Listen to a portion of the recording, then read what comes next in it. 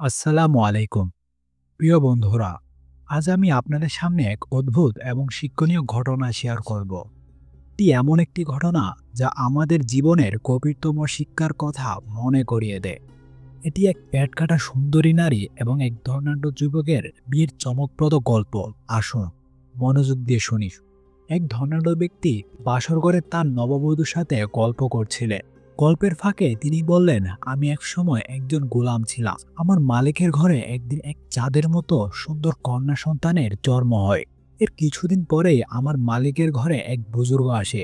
তিনি সেই সুন্দর কন্যা সন্তানটিকে দেখে ভবিষ্যৎবাণী করলেন, এই মেয়েটি বড় হয়ে অনেক বড় পাপী হবে। সে অনেকগুলো পাপ কাজ করবে, কিন্তু পরে তওবা করবে এবং তার বিয়ে হবে এক ধনী যুবকের সঙ্গে। বুজুর্গের কথা শুনে আমি হতবাক হয়ে যাই। আমি তখন মনে করেছিলাম এবং পাপী মেয়েকে পৃথিবীতে বেঁচে থাকার সুযোগ দেওয়া উচিত নয়। তাই আমি সুযোগ পেয়ে তাকে হত্যা করার চেষ্টা করি। মেয়েটির পেটে ছুরি চালিয়ে আমি পালিয়ে যাই। আমি মনে করেছিলাম আমি একটি ভালো কাজ করেছি। এরপর আমি শহর ছেড়ে পালিয়ে যাই এবং অন্য শহরে চলে যাই। অনেক কষ্ট আর পরিশ্রমের পর আল্লাহ তাআলা আমাকে অনেক ধন সম্পদ দান করেছেন।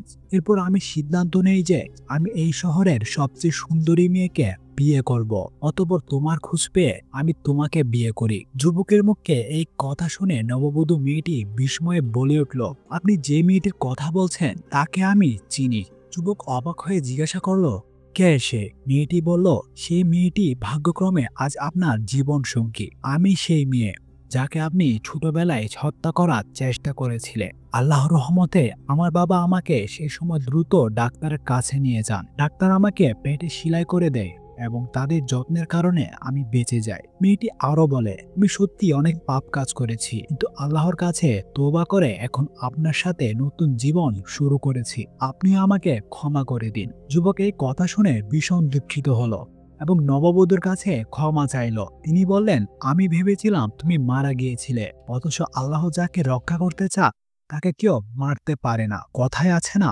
রাকে আল্লাহ মারেকে। আমি তোমাকে ক্ষমা করলাম, তুমি আমাকে ক্ষমা করো। এরপর যুবক বললেন, ওহে প্রাণের বিবি, এদিন বুজুর্গ আরো একটি কথা বলেছিলেন। তিনি বলেছিলেন, এই মেয়েটির বিয়ের বাসরাতেই তার মৃত্যু হবে, আর তা ঘটবে একটি মশার কারণে। এ কথা শুনে মেয়েটি আতঙ্কিত হয়ে পড়ল। সে রুমের মধ্যে মশা দেখলে মারার জন্য ছুটে যেত, কিন্তু হঠাৎ একটি মশা মারতে গিয়ে তার পা পিছলে যায়।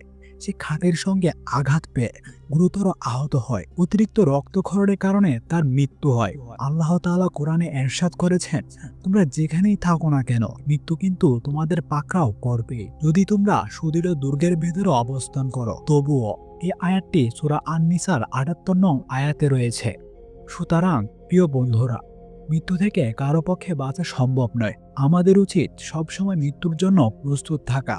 যদি পাপ করে ফেলি তাহলে আন্তরিক তওবা করা, মানুষের হক আদায় করা এবং বেশি বেশি নেক আমল করা। আল্লাহ আমাদের সবাইকে সঠিক পথে চলার তৌফিক দিন। আমিন।